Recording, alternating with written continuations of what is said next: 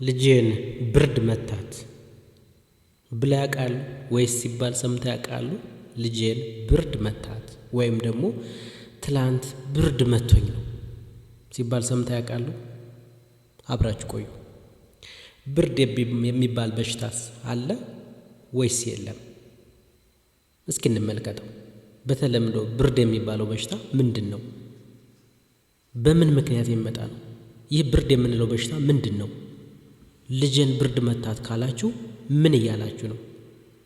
እነግራችኋለሁ። አብራችሁ ቆዩ። ብዙውን ጊዜ በስራ ገበታ ጨቅላ ህፃናት ለሕክምና ሲመጡ ተሸፋፍነው ሲሆን ለምርመራም እናት ልብስን ገልጣ ማሳየት ይከብዳታል። ምክንያት ብርድ እንዳይመታት ወይም እንዳይታመሙ ነው ይላሉ። ልጆት ከረጅም የቤት ውስጥ ቆይታ ወደ ትምህርት ገበታቸው እየተመለሱ እንደመሆኑ ብዙ የሚያስሉ ህፃናት መመልከት የተለመደ እንደመሆኑ ይህን እንደ መነሻ ሀሳብ ለዚህ ጽሑፍ መውሰድ ወይም ለዚህ ቪዲዮ እንዲያመቸኝ ስለ ልጆች የሳምባ ምች ወይም ደግሞ ኒሞኒያ ስለሚባለው ትንሽ ነገር ልነግራችሁ ፈለኩ። እናቶች ልጅን ብርድ መታው የሚሉት ነገር እሳ እንዴት ነው? ምን ትላላችሁ? ኮመንት ሴክሽን ላይ ጻፉልኝ እስኪ። ብርድ የምትሉት ምን አይነት ህመም ነው? ኮመንት ሴክሽን ላይ አስቀምጡልኝ። እንግዲህ የሳምባ ምች ወይም ኒሞኒያ ማለት የሳምባችንን የታችኛውንና የመጨረሻው ክፍል በኢንፌክሽን ወይም ደግሞ በኬሚካል ሲጠቃ የሳምባችንን ሲቆጣ ወይም ደግሞ ሲታመም የሚከሰት በሽታ ነው ማለት ነው። ሳምባችን ለሰውነታችን ኦክሲጅን የሚባለውን ጠቃሚ አየር የምናስገባበትና ካርቦን ዳይኦክሳይድን ደግሞ የሚባለውን የተቃጠለ አየር የምናስወግድበት አካላችን እንደመሆኑ ይህ የሰውነታችን አካል በተለያዩ ነገሮች የመጎዳት እድል ሲገጥመው ይህ ተግባር ይስተጓጎላል። ከነዚህ ውስጥ ዋነኛው ደግሞ ኒሞኒያ የሚባለው በሽታ ነው ማለት ነው።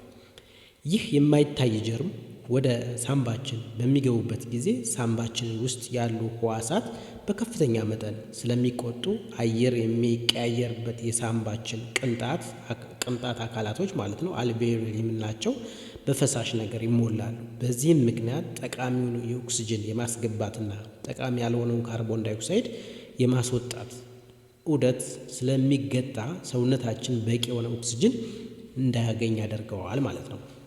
ይህም የኦክሲጅን እጥረት በወቅቱ ካልታከመ እስከ ህይወት እልፈት ሊያስከትል ይችላል። እንደ ዓለም ጤና ድርጅት WHO መረጃ መሰረት በ2017 ብቻ በዓለም ላይ ወደ 88694 እድሜያቸው ከ5 ዓመት በታች ያሉ ህፃናት በሳምባ ምች አማካኝነት ህይወታቸው አልፈዋል ማለት ነው። ይህም ከአጠቃላይ የልጆች ሞት 15% ይይዛል። እንዲሁም በአገራችን እድሜያቸው ከ5 ዓመት በታች ካሉ ህፃናት ገዳይ በሽታዎች የሳምባ ምች ዋነኛው ገዳይ በሽታ እንደሆነ ይታወቃል። ይህንን ግን ያውቃሉ? አንደኛ ገዳይ እንደሆነ የሳምባ ምች ህፃናትን በተለይ ከ5 ዓመት በታች የሆኑ ህፃናትን በመግደል አንደኛ እንደሆነ ያውቃሉ? እንግዲያውስ ልንገሮት፣ መንስኤውንም ልንገሮት። ይህ በሽታ ብዙ ጊዜ በአይን በማይታዩ የበሽታ አምጭ ጀርመኖች ማለትም በቫይረስ፣ በባክቴሪያ፣ በፕሮቶዞዋ አልፎ አልፎ ደግሞ በፓራሳይት አማካኝነት ሊመጣ ይችላል። ከነዚህም ውስጥ በአብዛኞቹ ጀርሞች በሳል ወይም በንጥሻ ወቅት በትንፋሽ የሚተላለፉ ናቸው። ከነዚህ በሽታ አምጭ ጀርሞች በተጨማሪ ኒሞኒያ በተለያዩ ኬሚካሎችም ሊመጣ ይችላል። ለምሳሌ ጨጓራ አሲድ በድንገት ወደ ሳምባ ሲገባ፣ ልጆች በድንገት ኬሚካሉ ሲጠጡ፣ ለምሳሌ ኬሮሲን ወዘተ ሳምባ ውስጥ የመግባት እድል ሲያገኝ ኒሞኒያ ሊከሰት ይችላል። ከ5 ዓመት በታች ያሉ ልጆች ላይ የሳምባ ምች ብዙ ጊዜ መንስኤው ቫይረሶች ሲሆኑ የሚጀምረውም በጉንፋን መሰል ምልክቶች ነው። የትኞቹ ልጆች ናቸው በዋነኛነት ለሳምባ ምች የሚጠቁት የሚለው ልንገራችሁ። በሳምባ ምች የሚጠቁት የትኞቹ የልጆች ወይም ደግሞ የትኞቹ የሳምባ ምች ነው የሚጠቁት የሚለው ልንገራችሁ። አንደኛ የላይኛው የትንፋሽ አካላት ኢንፌክሽን፣ ለምሳሌ ጉንፋን፣ ቶንሲል ኢንፌክሽን እና የመሳሰሉት ሲይዛቸው።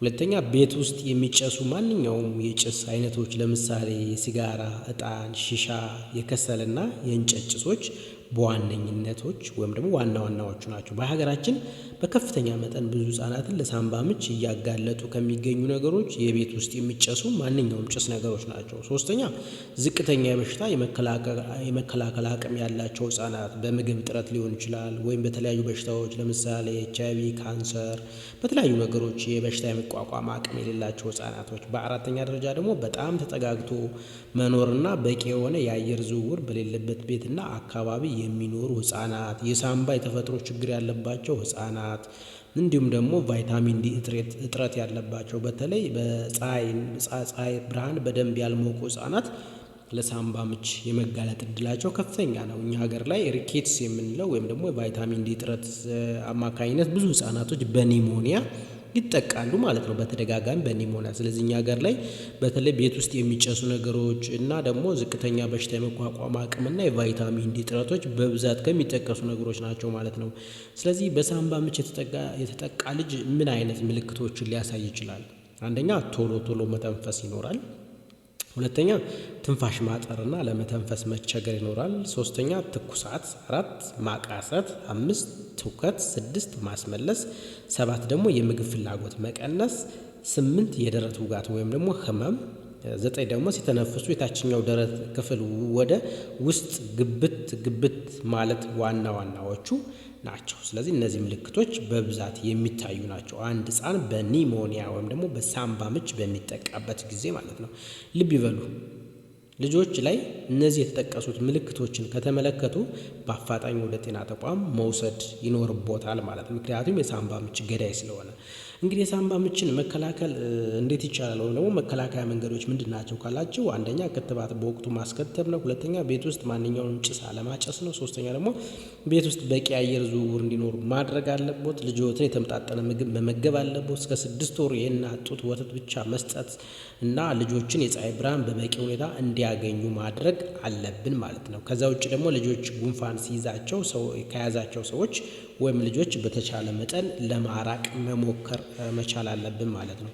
በመጨረሻም ብርድ የሚባል በሽታ አለ ወይስ የለም ለሚለው ጥያቄ በአጭሩ በዘመናዊ ሕክምና ውስጥ ብርድ የሚባል ነገር በልምድ ይሁን እንጂ አንዳንድ ሰዎች ብርድ የሚለውን ቃል ከሳምባ ምች ወይም ኒሞኒያ ጋር ሲያምታቱት ይታያል። ይህ ትክክል አይደለም። ቀዝቃዛ አየር የሳምባ ምች ያመጣል። በእርግጥ ቀዝቃዛ አየር ሊያነሳሳቸው የሚችሉ በሽታዎች ይኖራሉ። ለምሳሌ አፍንጫ ወይም ደግሞ የሳይነስ አለርጂ፣ አስም ወዘተ የመሳሰሉት። ለማንኛውም ማህበረሰቡ ብርድ የሚለውን ቃል ምን ለማለት ፈልጎ እንደሆነ ማወቁ አይከፋም።